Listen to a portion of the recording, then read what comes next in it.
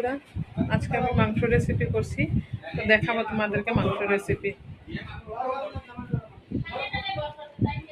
এই দেখো, মাংস কেটে ধুয়ে রেখেছি, সাথে আলু, পেঁয়াজ, টমেটো সব রেখেছি।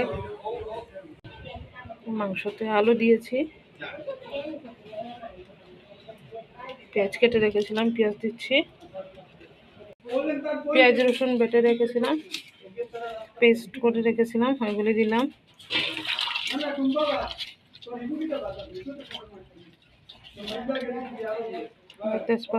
তেজপাতা দিচ্ছি,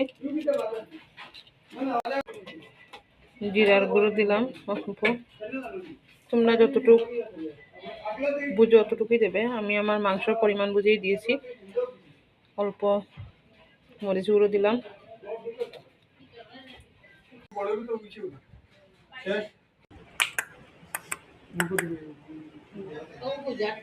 দেখো দেখো দেখো,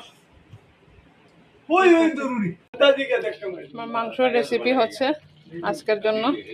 মাংস বানাচ্ছি।